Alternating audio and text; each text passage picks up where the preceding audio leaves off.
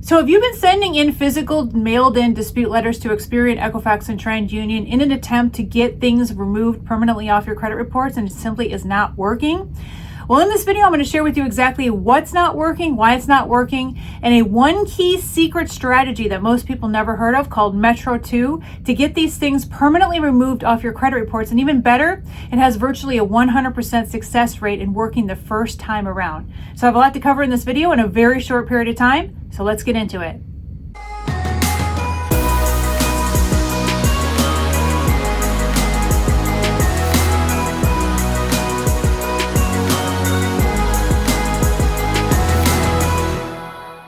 Okay, so for the last several months, I've been giving you guys access to my free downloads of my free credit repair letters that you can get at one of my two websites, which is getdisputeletters.com or secretcreditletters.com. I will put that in the description box down below this video. And what you can do is you can get access to my dispute letters for free. And a lot of you have been using those dispute letters, but there's a little section that you guys are not filling out correctly when it comes to your dispute letters. And so many of you are finding yourselves spinning your wheels when you send in these dispute letters to Experian, Equifax, and TransUnion. And then, of course, getting that worst case scenario letter back from the credit reporting bureaus that says the information's been updated and really it hasn't been removed and they probably didn't even do an investigation at all. And then you're stuck to square one, right? You don't know what to do. The stuff's not coming off. And you think that it's going to stay on there like Gorilla Glue from this point forward because they gave you the dreaded updated word on the communication back to you, and you think that there's just nothing left for you to do. Well, I'm going to share with you in this video something that's called Metro 2. It's part of the eOscar method. And what happens when the credit reporting bureaus, Experian, Equifax, and TransUnion, when they receive your dispute letters, which by the way, I do give you kudos to those of you that are not doing online disputing, because online disputing sucks, it never works, and it almost always backfires in your face.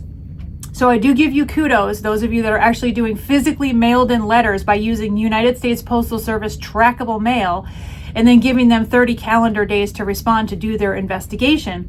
So that's exactly what you're supposed to be doing. But if things are just simply not coming off, it's because you're not using the right, I guess you could say, wordage when it comes to the reason as to why you're disputing your accounts.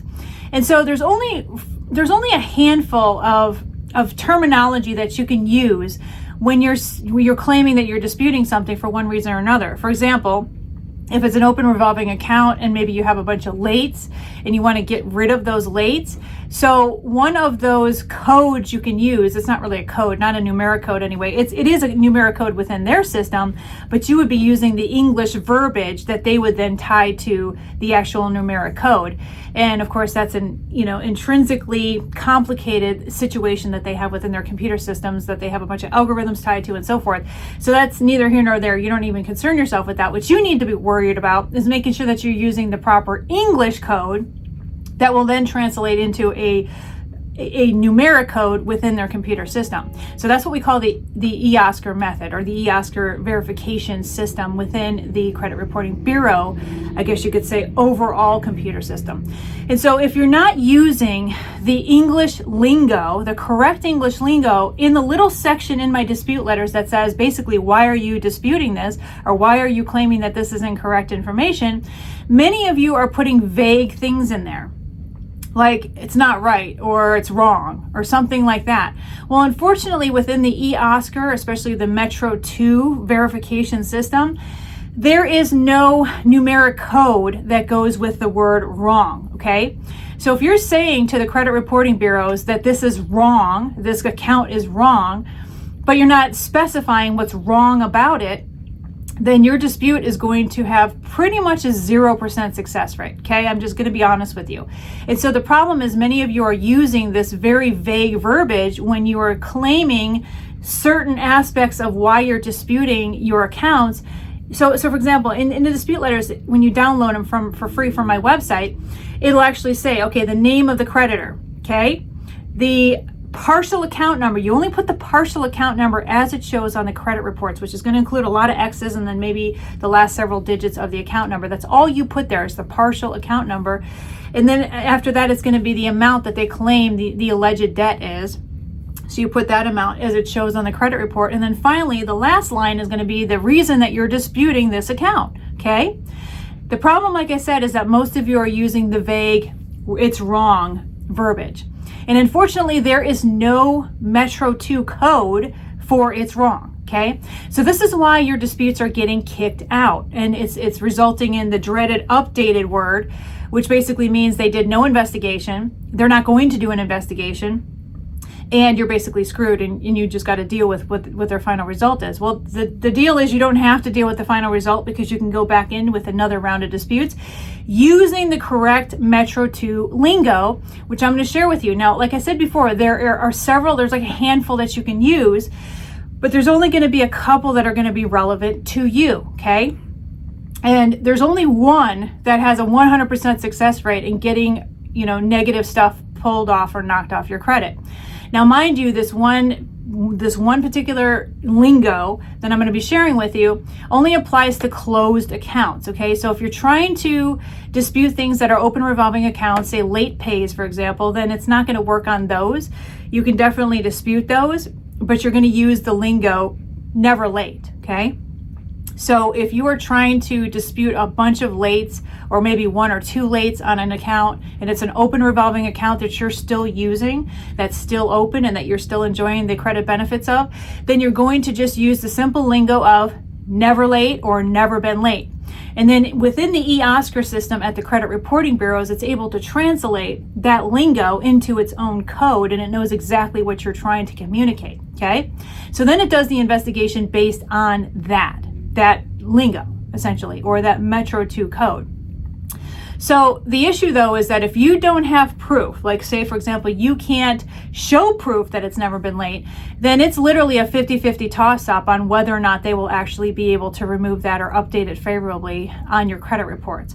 So if you don't actually say, here's the cash check on March something of this year, and they cashed it, but they're still saying that I was late in March, if you don't have anything like that, then, like I said, it's a 50-50 chance that you'll have that favorably updated when it comes to the credit reporting bureaus, but at least you are able to use the correct Metro 2 lingo that will convert into the right eOscar code within their systems, okay?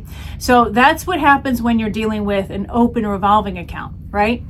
Now, there's only going to be a couple of pieces of lingo that you're going to use for closed accounts, okay? One of them is going to be basically paid in full, okay? So if it's stating that you have an outstanding open balance, but it's a closed account, or this can even actually technically apply to an open account if you know you paid it off and it's still stating that it's an open revolving account, you know it's paid and closed, then you use the terminology or the lingo, this account has been paid in full. And then you can also add the lingo and should be closed if it should be closed. If it's like if it's not an open revolving account, then it would just be closed. Like say, for example, you paid off your car, that's like a closed loop account, which means that what ends up happening is once you pay off your car, if they're still saying it's an open revolving account and they're not showing that it's paid off, then you basically have essentially two codes that will go in there. One is that I paid this balance in full and this account should be closed. And those are two Metro 2 lingos that convert into the eOscar system that allows them to communicate with the other computer systems and the creditor or collection agency systems, okay? So that's what you would use for that. But you do need to show some kind of proof because it's going to be hard for them to be able to go back to the creditor or the collection agency and say, hey, this person's claiming that this account's been paid in full, but you show no proof. You don't show a cash check. You don't show any proof that it was paid in full. They still have to do the investigation.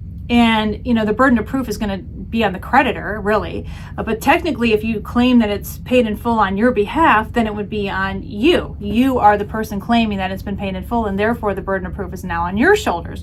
So you need to show some kind of proof that it's been paid in full when you want to use these Metro codes, okay? So the closed account part, though, is that's going to be on the burden of the creditor, because if you're saying that it should be closed after I paid it and it's still showing open, then they're going to have to explain to the credit reporting bureaus why it's still open. Now let's talk about the one that has the 100% success rate. Now this one's a little controversial. I know some of you are just like, Monica, I don't know if I want to do this, but I'm going to explain to you why it's legally a viable option for you to do this and why you should do this. The most successful e-Oscar code, the Metro 2 lingo that you should be using in your letters, is that the account is not mine, okay? That is a slam dunk, because if you can show additional proof, which I'm going to share with you how you're going to be able to do that with your dispute letters to the bureaus, when you show additional proof showing that these can't possibly be your accounts, then they're forced to remove them. And not only are they forced to remove them, they have to remove them in 4 days, okay? So here's how you're going to be able to support the lingo of the account is not mine. First of all, number one, the accounts need to be closed accounts, whether they're charge-off accounts, whatever they might be, they have to be closed, dead, done, over with, okay? Not open revolving accounts. This does not apply to any open revolving account. I mean, it's mind-boggling to me how many times I go over this over and over and over again. This stuff does not apply to open revolving accounts, especially those that you want to keep, like an open car account, for example, open credit card account. But yet, inevitably in the comments, somebody will say, well, can I do this with my open revolving account? It's like, no, you can't. You cannot. It's best to do it when you're claiming that an account is not yours and you're going to show proof that it's not yours, which I'm going to get to in a second. How are you going to say that it's not yours, but you still want to enjoy the benefits of the car that you bought? And you want to continue making payments on that, or the credit card you just got, and you want to continue making payments on that. How are you going to say it's not yours? Because what's going to end up happening is that information through the e-Oscar system is going to communicate directly to the creditor saying, hey, this person's claiming that this account's not his or hers, and you know what? They're going to close the account, because they don't want to take the financial risk, because you're claiming that, maybe somebody else, overtook your identity and stole your identity, and they opened up an account. So they're going to immediately close that credit card account. They're probably not going to close the car loan account, but they're going to furnish proof that you signed for the loan, right? So that's never a good idea. So don't drop comments and questions down below in the comments section saying, can I do this with an open revolving account? Because the answer is no, okay? No, you cannot. And if somebody asks that stupid question down below, please correct them immediately if you're listening to this video, to help me out a little bit, because man, some people just don't listen, I know you're listening, but some other people just don't listen, right? So closed accounts. I don't care how new they are. I don't care how old they are. We're focusing on closed accounts. Now, here's how we're going to get away with the account is not mine. And here's how this is going to work. You are going to go back to the initial major breach. So one of the largest breaches in history, data breaches in history, was with Equifax. And that was in, I believe it was September of 2017.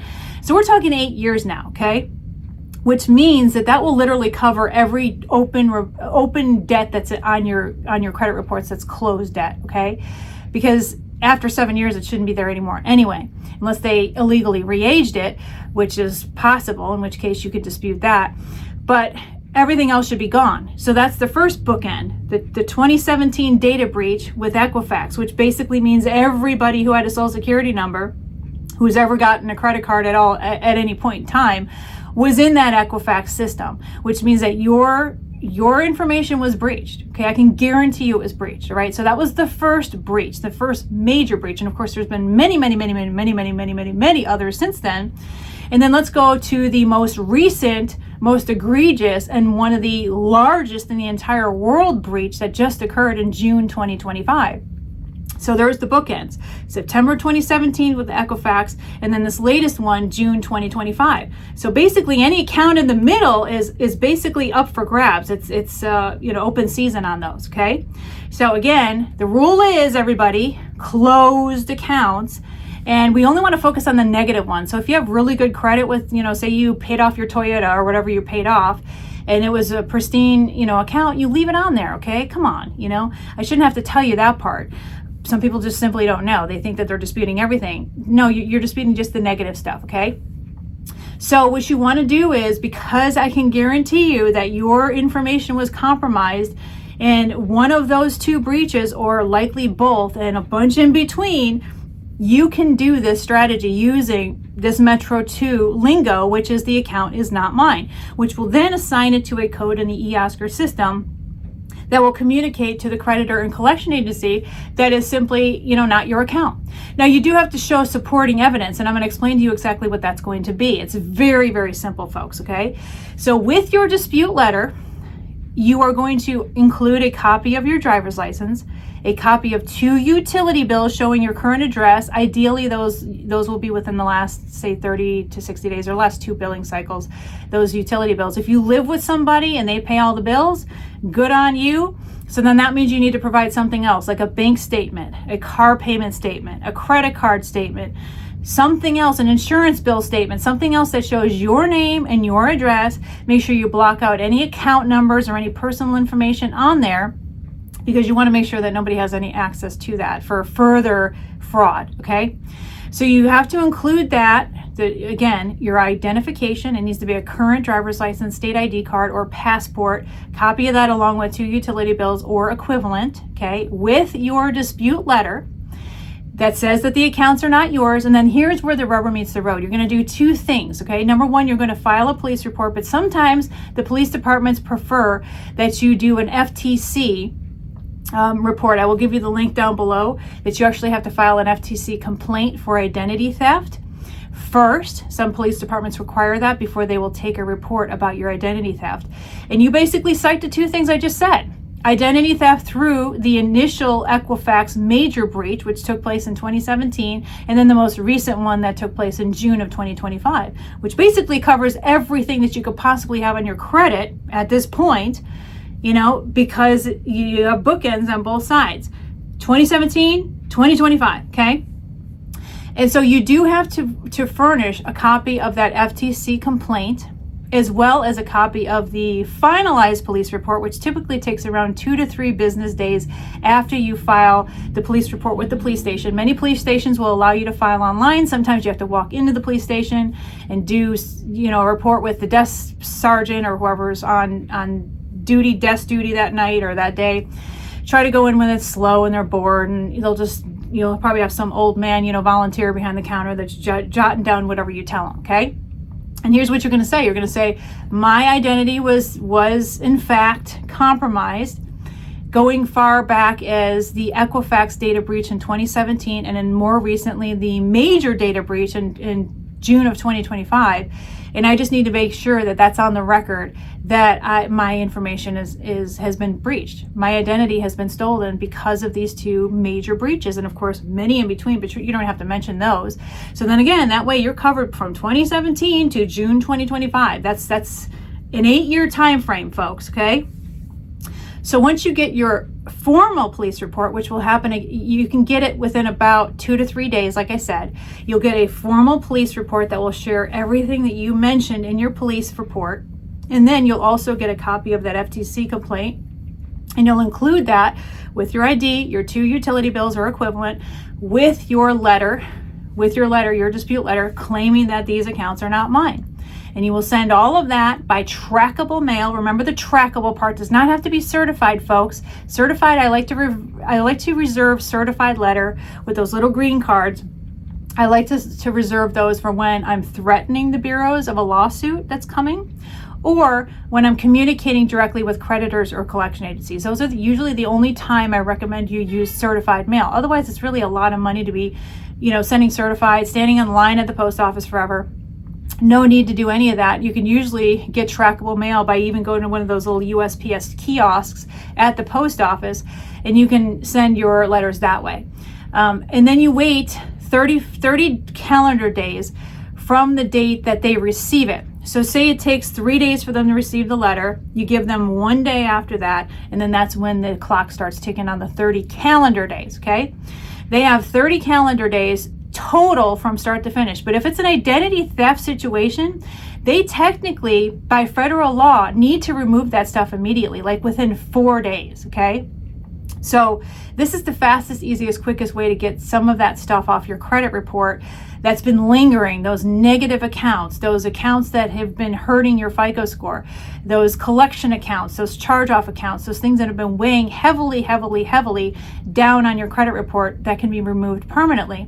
And you can also target hard inquiries as well. And you can, I like to do it in a separate letter, but because this is an identity theft letter, I would just say include all of the information you want to dispute, all the closed accounts. And then at the very end, you could also include, because this is an identity theft situation, because people have been attempting to try to access my credit, there's also several hard inquiries that also need to be removed as well, because there is no permissible purpose for them to have looked at my credit because of the fact that I did not authorize them to look at my credit. And here are all the hard inquiries that I want removed off. And you basically remove everything in the last 2 years, okay?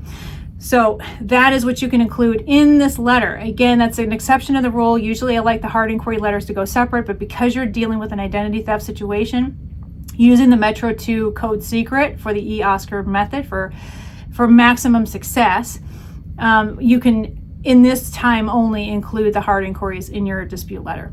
And then you wait, and that's it. And so they would literally be stupid for them to not delete those things off your credit, because they know that everybody's had to deal with identity theft lately. And if you think it's bad now, it's just going to get worse. So what I also recommend that you do is, before you file your disputes, you want to show that you are making an effort to try to stop this identity theft. So as you're going through the process of filing your police report and filing that FTC report, you also want to start freezing your credit, okay? Now, I know people ask me about the phantom bureaus. There's several phantom bureaus that are behind the 3 top credit reporting bureaus. But for now, just focus on Experian, Equifax, TransUnion. Freeze all of those credit reporting bureaus. And then you want to do that before you send in your dispute letter. So that way, when the bureaus get your information, they realize, oh shoot, this person probably just realized there's some major fraud going on their account. And when they realize that, they just froze all of their credit profiles. And so now it seems more believable that, that you're coming around. Now, they'll probably think that you're an idiot for never looking at your credit, but maybe you were in some missionary group for your church for the last 5 years and you just didn't notice all the stuff popping on your credit. You know what I mean? There are things that happen like that to people. Or maybe people are just so laxy-daisy lately that they don't even look at their credit reports, and years go by. And then when they're denied credit, they're like, what's going on? And then they look at their credit report and they're like, holy moly, camoli. It's like, why is there all this crap on there? I haven't looked at my credit in like 4 years. And it's because there was some kind of identity theft. So always keep your credit profiles frozen unless you're applying for credit. So say, for example, you're at a car dealership and you sit there and you're about to do the application. You're like, well, who do you pull from? And they'll say probably, well, Experian or TransUnion or somebody. So the second they say whoever they pull from, which is usually one of the 3 credit reporting bureaus, and by the way, almost nobody uses Equifax. I don't know why Equifax even exists anymore. But they'll say either TransUnion or Experian.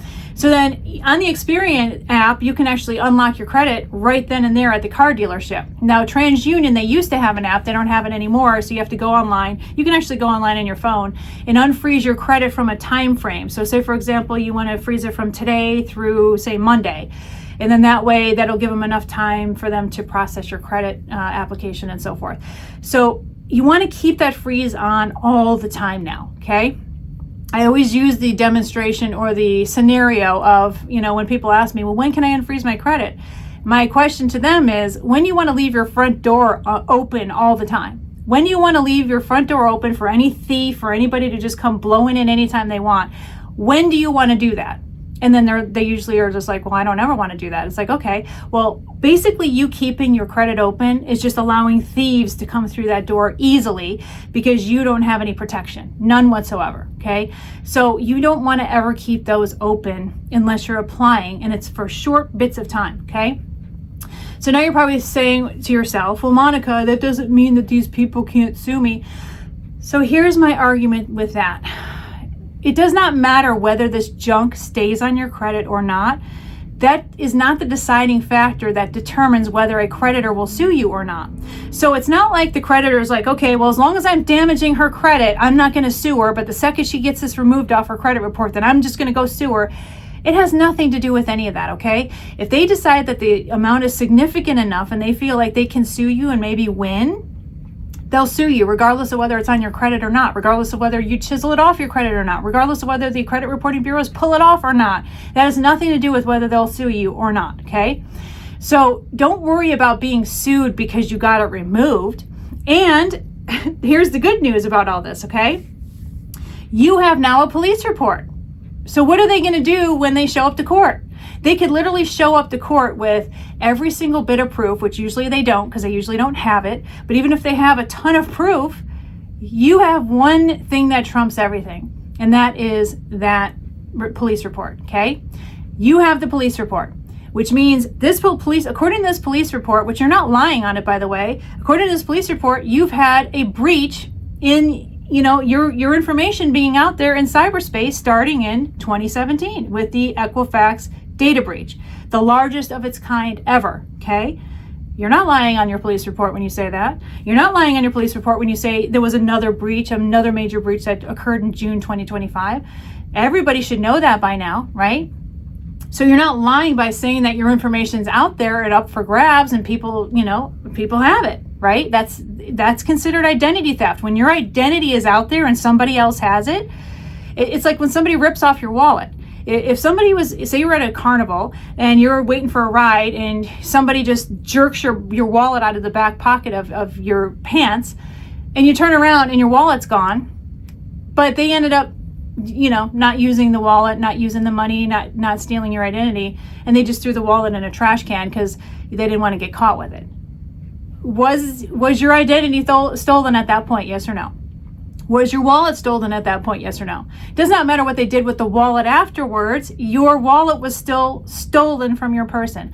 And that's the way I look at these data breaches. Your information was stolen, okay? It was stolen and it's out there for use, up for grabs, all right?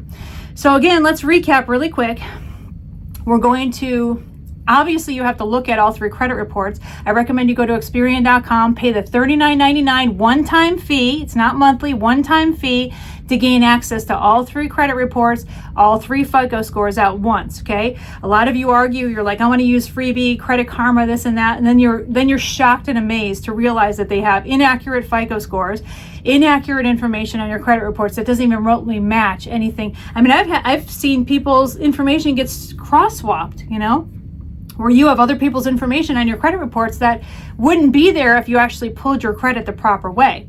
So you want to take a look and see, where am I at now? Where does my FICO score have to be? You want to get at least over a 720 as fast as possible, ideally over 750 mid FICO score as fast as you possibly can. So you want to see what your before and after shot looks like, okay? So also you want to gain access to all of your negative closed accounts. You need to know what those are, and they're going to be front loaded in your report. They're going to be, all the way through your report. And so you want to take a highlighter, print out those reports, highlight everything you want removed off, highlight those hard inquiries. And then what you want to do is go for getting your police report and your FTC report. Okay, I will have all the information on the FTC stuff down below this video in the description box. And you can actually file the FTC. A lot of police departments require it before you file a police report. It just makes it a lot easier because they know that you've taken steps beforehand. And then the next step is you want to freeze all 3 credit reports, Experian, Equifax, and TransUnion.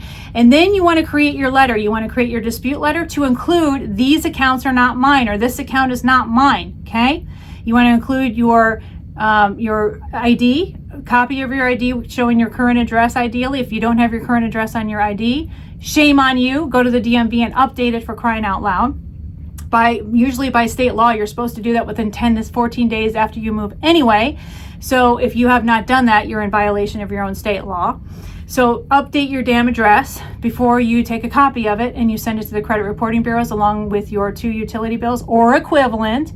And you want to send that with your letter, your FTC complaint, and you want to send it with your police report, the official version of the police report. And you send it all in an envelope, and you send it by way of trackable mail. You wait 30 calendar days from the date that they receive it. But if there's a police report in there, they're supposed to remove this stuff within about 4 days, okay? This is the fastest, easiest way that I know to fix your credit, like virtually overnight. There is no other way to do it faster, folks. I'm sorry, there's simply no faster way to do it. There isn't.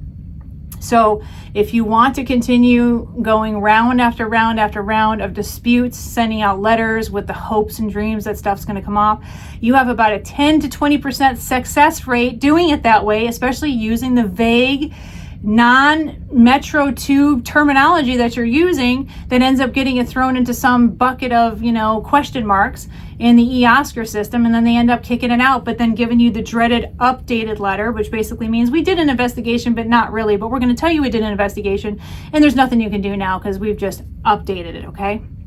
So you need to start using the Metro 2 lingo if you want to start getting stuff off your credit. And this is the best, fastest, and easiest way that I know how to do it. So if you like this content, give me a nice thumbs up, subscribe. I'm almost at 100,000 followers. When I do, I'm going to drop a video that will blow your freaking mind. I can't wait. And also, if you're not part of my free school group, go to school.com/Monica Main.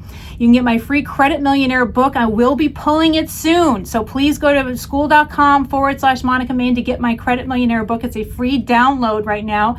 Not only will it show you my unorthodox credit secrets for building your personal credit, but also how to start tapping into unsecured business credit so that you can build a business, buy a business, you can buy real estate or some other type of investment. That's how you build wealth using OPM or other people's money. And I share with you exactly how to do that in my Credit Millionaire book.